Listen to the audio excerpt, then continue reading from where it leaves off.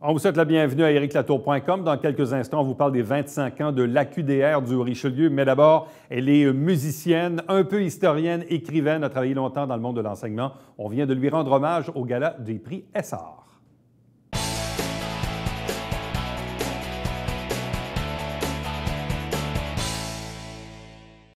Depuis quelques années déjà, se tient ici même à Saint-Jean-sur-Richelieu un gala où on honore un peu les gens qui participent à l'histoire, à la culture, au patrimoine. C'est le gala Essar. Plusieurs prix y sont décernés, le prix Révélation, Rayonnement, Partenariat, mais également le prix Hommage. Et cette année, le prix Hommage a été décerné à Mme Nicole Martin-Vérinca, qui est avec nous. Bonsoir et bienvenue. Et d'abord, félicitations. Merci. Comment vous a-t-on communiqué que vous étiez l'heureuse élue cette année? Par courriel. Tout simplement? Bien, c'est la façon aujourd'hui. Oui, je sais. Oui. Mais expliquez-nous un peu dans quel contexte vous avez appris donc, que vous étiez donc la récipiendaire du prix Hommage cette année. Je suis tombée en bas de ma chaise. Pourquoi? Bien, parce que je ne m'y attendais pas. Mais votre participation à la culture, au monde des arts, à l'histoire, ça ne date pas d'hier, par exemple. Vous êtes une passionnée, une personne impliquée de longue date. Oh. Ben oui. Expliquez-nous un peu comment ça a commencé, tout ça. Ah, t'as le temps? On a du temps. C'est un peu faire ma nécrologie, là, tu sais. Bien, écoutez, j'ouvre la parenthèse parce que, vous savez, dans différents galas, il y a souvent des prix hommages. Bon. Oui. Pour les petits vieux, ça, en fin de vie. Bien, les prix hommages, c'est sûr que c'est rare qu'on gagne ça en jeune vingtaine. Oui. Bon. Mais en même temps, ça vient aussi mettre un peu de lustre sur une vie, sur une carrière, sur un pan de l'histoire. Ça nous donne une petite tape d'encouragement, disons. Finalement, ce que vous avez fait, c'était pas pire. C'était ça un peu qu'on dit. Oui, mais l'affaire qu'il y a, c'est attends que tu sois rendu à 85 ans, toi aussi, c'est que plus on vit longtemps, plus on a fait de choses, tu sais. Tout à fait. Et que ça s'accumule.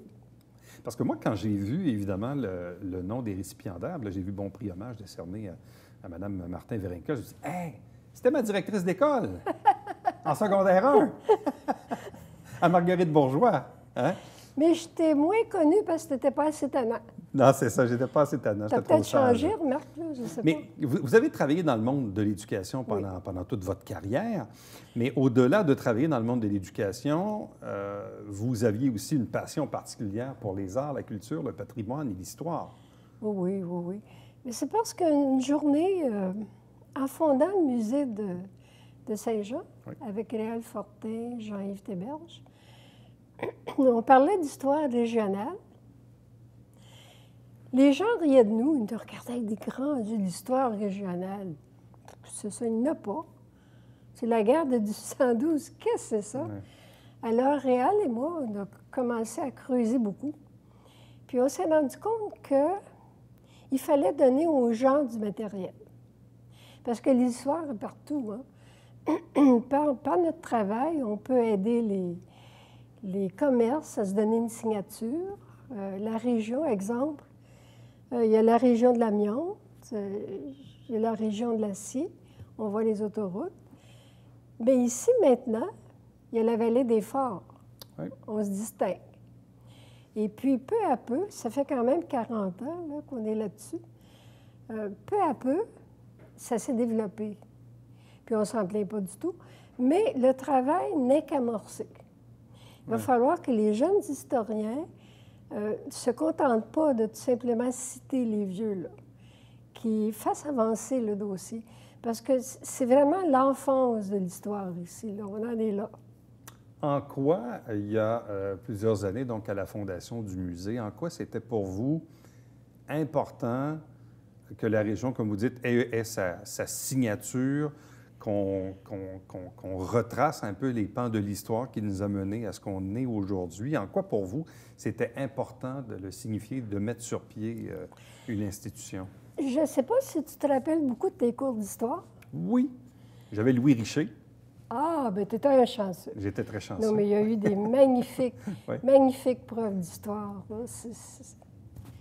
Ils ont allumé beaucoup d'élèves. Toi aussi? Oui. Bon. Mais jamais on parlait d'histoire régionale. C'est comme si Champlain est allé uniquement sur le Saint-Laurent, tu sais. Puis, il y a quand même des choses cocasses à connaître. Exemple, Champlain, par son petit voyage, là, outre le lac Champlain, a prévenu, a empêché que nous devinssions hollandais. Parce que Hudson, la rivière Hudson, il travaillait pour le compte de la Hollande. Tu te rappelles que New York, c'était New Amsterdam. Bon, il y a eu toutes sortes de choses importantes comme ça qui sont passées ici. Le dernier fait d'armes de la Nouvelle-France. Je pourrais parler jusqu'à demain matin, là. Mais j'étais tannée, Réal aussi, là, d'entendre parler uniquement de Québec et Montréal. Bien, maintenant, les gens savent que tout ce qui s'est passé de majeur dans l'histoire du Québec, il y a eu des épisodes ici, dans le Haut-Richelieu. Mais il faut juste commencer à savoir. Je dois rendre hommage à celui qui a fait le texte là, à SR, Thomas Hutchins, oui. que tu as interviewé, je pense, oui. plutôt. Ce bonhomme-là a saisi l'essence de l'histoire. Parce que l'histoire, elle est partout, hein? Mais il faut lui donner des images. C'est pas facile parce qu'il n'y avait pas de photographie dans ce temps-là. Et les images, ça se fait par les mots. Bien, c'est ça. Mais il faut transposer ça aussi parce qu'on est dans une génération, partout, à la télévision ici, ce sont des images qui comptent. Mais l'histoire, c'est pas uniquement les grands faits d'armes, c'est notre nourriture. Si tu vas au supermarché, tu vois des nouvelles variétés de légumes qui, en réalité, sont les choses que je mangeais, moi, quand j'étais jeune. La façon dont on se vêt, il n'y a rien de nouveau, tout revient. Oui. La manière dont Saint-Jean est construite, c'est à cause de l'histoire. Il y avait des quais au bord. C'est pour ça qu'aujourd'hui, on a une belle rue sur le bord de la rivière, alors que d'autres municipalités n'ont pas du tout de vue sur la rivière. Oui. Alors, je pourrais te donner des exemples jusqu'à demain matin, mais l'histoire, elle est présente, elle est en nous aussi. Si tu regardes un peu dans ta vie, la crise d'octobre, ça te dit quelque chose à toi. Oui. Mais pour les jeunes à l'école, ça leur dit rien. Bien, il faut transmettre ça aux générations qui suivent. C'est ça.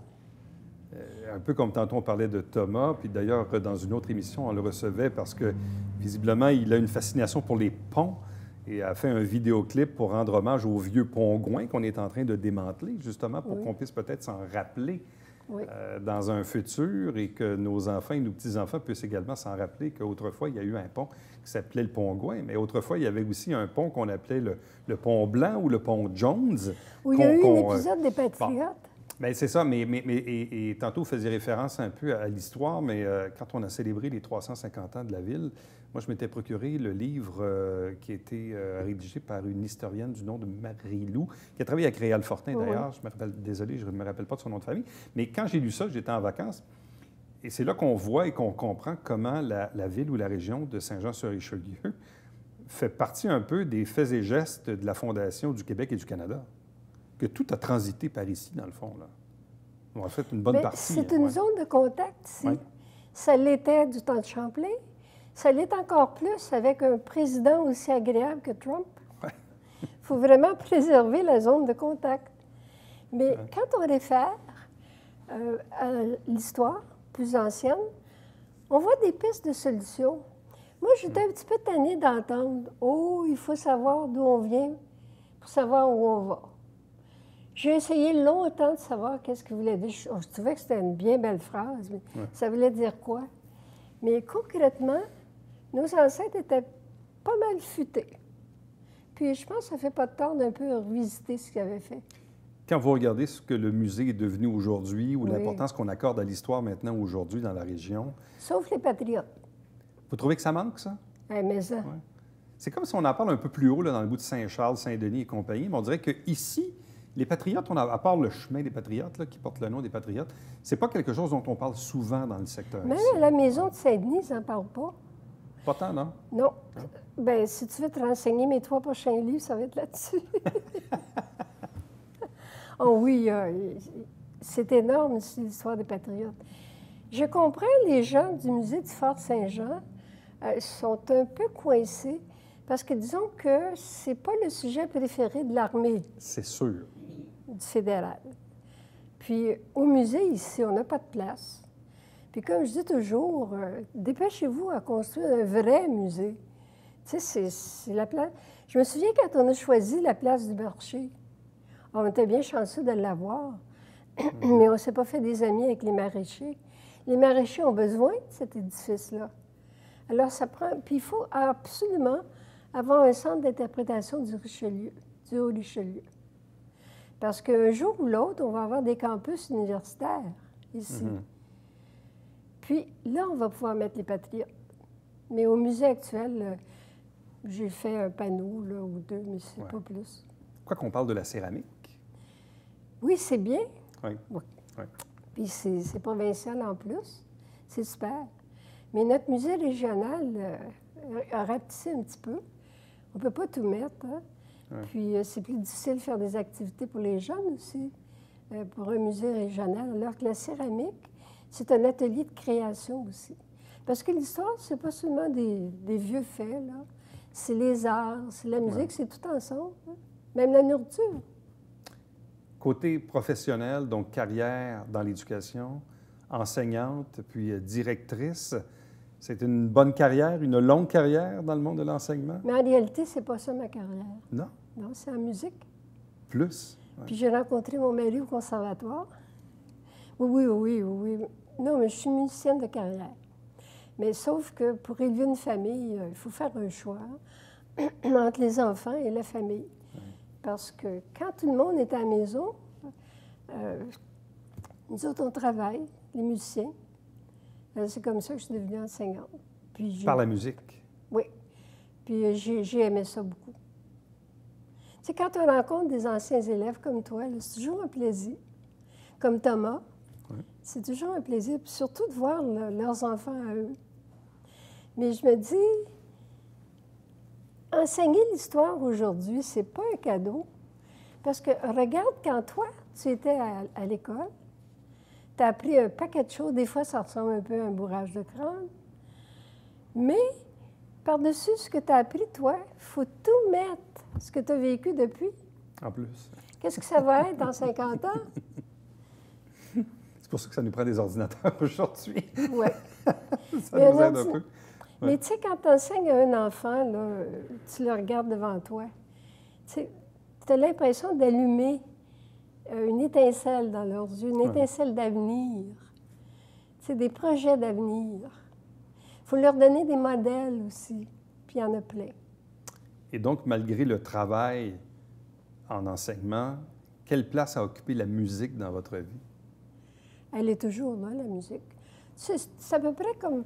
Bien, avec toi, je peux faire cette farce-là, mais pas avec des jeunes, ils ne comprendraient pas. C'est un peu comme le curé qui récitait son bréviaire, tu sais. Il faisait tous les jours. La musique, c'est comme ça reste en toi, ça. Puis s'il y a une discipline où il y a de l'histoire, c'est bien la musique, hein? Donc, carrière en musique, carrière en enseignement, écrivaine à 16 heures. Mais le plus grand plaisir, là, ça a été de faire des pièces avec le langage de l'époque, tu sais. Ouais. Puis quand les comédiens, quand je leur donnais le texte, ils ne comprenaient pas. Il fallait que j'explique qu'est-ce que ça voulait dire, etc. Ça, j'aime ça, faire ça, les fantômes et tout ça, là. Les petits faits de l'histoire. Ça, c'est proche des gens. Puis moi, je suis à peu près une des dernières à l'Acadie à avoir vécu sans électricité, sans téléphone. Sans téléphone, qu'est-ce que tu ferais? Oui. Puis on va se raconter toutes sortes d'histoires le soir. Qu'est-ce que vous retenez de la soirée de mardi dernier au Gala Essart? Donc, quand vous êtes monté sur scène, quand on vous a présenté, qu'est-ce que vous retenez de ça? Moi, j'ai le syndrome de l'imposteur, comme beaucoup d'ailleurs. Ça me paralyse pas, mais par contre, j'en prends puis j'en laisse. Mais ce qui m'a fait plaisir, auparavant, c'est de rencontrer des gens que je n'avais pas vus du tout, puis qui s'intéressent à l'histoire. Ça m'a fait un plaisir énorme. Mais c'était bien, hein, le spectacle. Et Thomas avait pris l'aspect alchimie des arts. Ça c'était super, avec son épouse. Là. Pour moi, ça a été très agréable. Sauf que je me sentais dinosaure pas à peu près, parce qu'avec les jeunes qui étaient montés sur scène avant, oh! Puis là, j'ai décidé qu'à 85 ans, là, pas de 4e carrière. C'est assez là. Non? Non. Avez-vous encore des projets? Bien, mes 3 livres, si je meurs avant 3 ans, je vais être bien choquée. Et c'est quoi les 3 livres en question? Sur les patriotes. Encore, OK. C'est vraiment les patriotes. C'est parce c'est que ça qui vous tient à j'ai cœur. fait une gaffe. Ça fait 12 ans que je suis là-dessus, là, tu sais. Puis je me suis réveillée avec un bébé bien trop gros, 1000 pages de texte, 8,5 par 11, tout tassé. Il n'y a pas un éditeur qui va... Puis ça ne me tente pas de méditer, je ne le fais plus. Là. Ça fait que j'ai départagé ça. La biographie, c'est un instituteur de l'Acadie qui a été pendu en même temps que le chevalier de Lorimier. On parle tout le temps de chevalier de Lorimier, mais il y a eu notre François Nicolas aussi. L'histoire des patriotes du Richelieu, puis j'ai aussi les patriotes de l'Acadie, évidemment. Donc, on vous souhaite quoi pour l'avenir? Longue vie, santé? 3 ans. Au moins 3 ans? Oui, mais puis j'aurais pas besoin de revenir. Non, vous êtes sûr? On ne sait pas des fois. Mais tu sais, j'ai eu peur avant de venir ici, parce que je te connais. Tu as toujours les questions, tu sais. Ben, en tout cas, t'es pas mal bon. Comme je dis souvent, on contrôle les questions, on ne contrôle pas les réponses. Non, c'est vrai. Merci encore une fois, félicitations, puis bonne chance dans vos projets futurs. J'ai l'impression que les projets, ça vous tient à cœur, ça. Ça vous tient C'est la seule chose qui nous reste en vieillissant. C'est ça. Et on va penser aux patriotes. Oui! Bon, c'est bien. Restez avec nous, puisqu'au retour, on vous parle de l'AQDR, l'Association québécoise de défense des droits des retraités et des pré-retraités du Québec, ici même, dans le Haut-Richelieu.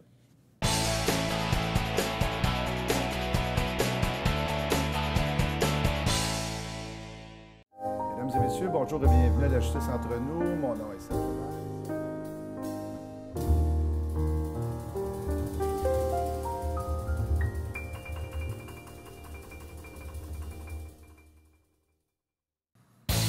Salut, ici Alexandre Baudouin. Et François Trépanier. François, cette semaine à Sport Express, la grande visite, mon ami. Le plus jeune entraîneur de l'histoire de la MLS est avec nous, Yohan Damé. Goal! Manquez pas ça.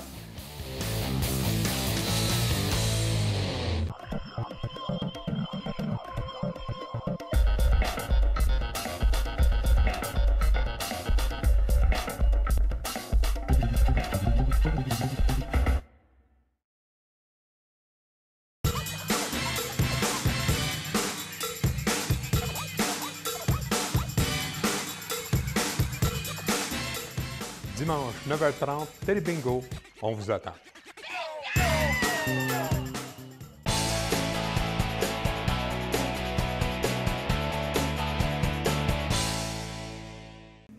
Parlons maintenant de l'AQDR dans le Haut-Richelieu, l'Association québécoise de défense des droits des retraités et pré-retraités. Il y a des associations un peu partout au Québec, et notamment ici dans notre région. 2 invités pour en parler. D'abord, Mme Louise Nadeau. Bonsoir à vous. Bonsoir. De même que Germain Lucier, qui en est le président. Bonsoir et bienvenue. Bonsoir, M. Nadeau. Ça fait quand même assez longtemps que l'association a pris naissance ici dans la région, Mme Nadeau. Depuis 1994. Ça fait 25 ans. On fête notre 25e année cette année. Bon. Expliquez-nous un peu, qu'est-ce que c'est comme association? C'est une association, justement, de retraités et de pré-retraités. En fait, on peut devenir membre à partir de 50 ans. Et l'objet, c'est de s'assurer que les aînés aient une vie avec des conditions adéquates, mais c'est aussi pour donner les moyens aux aînés pour prendre leur place dans la population et se rendre compte qu'ils ont des talents et des connaissances qui peuvent faire avancer la société. Qu'est-ce qui est important pour vous dans cette association? C'est surtout avertir les gens des situations qui se présentent, qui les concernent. Souvent, les nouvelles passent tellement vite à la télévision qu'on n'a pas le temps de voir les conséquences de décisions du gouvernement ou de telle Qui ont loi, un impact sur vous. Là. de la réforme, de l'aide à l'enfance, là, le DPJ, là, présentement, les grands-parents ont des difficultés. Ça passe tellement vite qu'il faut... Il faut être un peu comme un chien de garde. Là. Ouais. Bien, c'est notre rôle. C'est quoi la différence entre, disons, je prends l'exemple des différentes associations de type la FADOC et l'AQDR? Bon. Les rôles sont différents? Les rôles sont différents, mais on a quand même... Je pense que tous les organismes qui s'occupent des aînés ont des collaborations entre elles. Et la FADOC s'est organisée beaucoup pour s'occuper des loisirs, du divertissement. Depuis quelques années, ils s'occupent aussi de la défense des droits, mais quand même, ils ont orienté plus leurs activités dans le sens loisir. Des loisirs. Alors que l'AQDR, c'est vraiment pour la défense des droits. Puis pour ça, je disais tantôt, les deux aspects, c'est connaître tout notre milieu, puis qu'est-ce qui se passe. Par exemple, on s'est occupé, nous, beaucoup de MADA, on s'implique au niveau des villes, on s'implique... Puis d'autre part, on s'occupe aussi, je disais tantôt, que les personnes âgées d'un certain âge s'occupent beaucoup de l'évolution de la société puis de la population. Ce que je me rends compte aussi, parce que chaque mois, je reçois vos différentes communications. Souvent, vous organisez sur l'heure du midi, dans des restaurants de la région, des conférences, des thématiques où il y a des gens... peut-être nous donner quelques exemples de conférenciers qui sont passés chez vous, les thématiques dont on discute à l'occasion de ces dîners. Celles qui sont les plus en vogue, souvent, c'est quand c'est des gens du gouvernement qui vont venir parler de l'impôt, parler des taxes, des choses comme ça. Par contre, dernièrement, on a eu, sur le salon mortuaire, on a eu du monde. Moi, je me suis dit, hey... Ça a été la plus populaire? Bien, pratiquement une des plus populaires, puis ça a été très, très enrichissant. On a eu un sur la douleur. Tu sais, bon, c'est dans la tête que ça se passe, on va nous le prouver. Puis on a eu beaucoup, beaucoup de monde. On essaie de renseigner des choses comme ça qui les concernent. Puis, le prochain, c'est la CAP qui vient, le Centre d'action défense de droit, au niveau des plaintes. Le niveau des plaintes, là. Alors, on essaie de renseigner le comité des usagers, hein, c'est ça, le comité des usagers des services de santé. L'évolution qu'il fait là, vers l'aide aux personnes qui sont en résidence, comme le groupe Maurice, Quartier, Sélection. On a eu, au moment des élections, les candidats dans la région qui sont venus présenter. On avait toutes sortes de questions. C'est vraiment tous les sujets qui intéressent les personnes âgées, puis aussi qui ont un impact. Quand on s'occupe aussi de remplir des pétitions, par exemple, par rapport à... On considère tous les besoins chez les personnes âgées, mais on s'occupe aussi des autres strates d'âge. Ce n'est pas uniquement les personnes âgées. C'est vraiment la constitution, toute l'organisation de notre entourage. Les personnes aînées ont des droits, ont un droit de parole, ils doivent l'exercer, se tenir renseignés. Je pense que c'est un peu ça. On regarde, par exemple, on disait tantôt là, les frais funéraires. Quand on sait que lors d'un décès, les personnes reçoivent 2 500 $. Oui, le fameux 2500. Alors qu'on sait que ça coûte environ 10 000 $. C'est toutes ces choses-là. Puis on essaie d'apprendre aussi. Puis ces conférences-là, c'est pas juste pour tenir la conférence, puis juste pour des connaissances momentanées, mais c'est aussi pour que les gens, je disais tantôt, qui se rendent compte, qui ont des pensées, puis qui peuvent faire évoluer les différents sujets. Et là, pour les 25 ans de la QDR cette année, avez-vous des activités particulières, monsieur? Bien, ils seront faites en décembre, le 16 décembre au midi, à l'hôtel Quality Inn. On fête notre 25e. Il y a beaucoup d'invitations qui ont été faites. On a des gens du niveau national qui vont venir. On a invité les députés, les maires, parce que notre territoire, on a un territoire très grand. La MRC du Haut-Richelieu, les jardins de Napierville, puis une partie Roussillon. Alors, comme on est moins connus de ceux qui sont loin, mais on veut fêter. Et dans la Montérégie, il y a 5 groupements d'OQDI. Et ils vont participer. On a des gens de Valleyfield, de Saint-Hyacinthe, Granby, qui vont venir. Dernière question. Avez-vous beaucoup de membres ou de quelle façon vous vous êtes organisé? Nous, on est rendu presque à 600 membres. Ah, quand même, là, c'est du monde. Ici. Là. Et même, on a des gens d'autres régions qui aiment aussi les activités qu'on fait et qui s'inscrivent ici.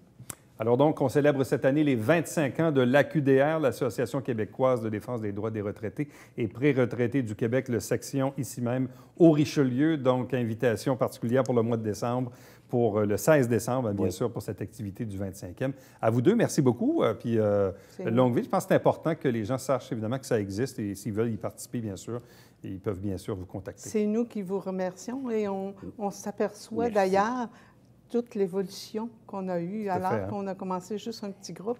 C'est souvent comme ça que ça commence. D'avoir annoncé hier, vous avez annoncé notre dîner. Bonne chance à vous, merci. Merci beaucoup. Restez avec nous au retour, on vous présente le Babillard quotidien.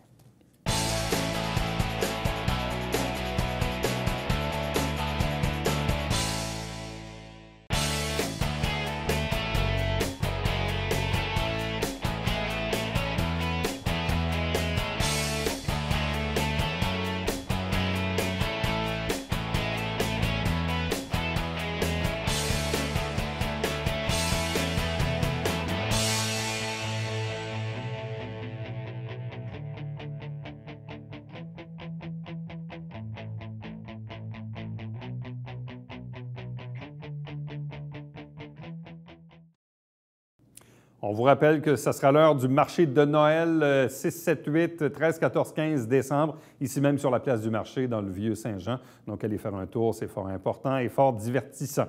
N'oubliez pas de nous écrire des commentaires, des suggestions sur quoi que ce soit. Vous faites Éric Latour en un mot à commercial tvhr9.com. À demain.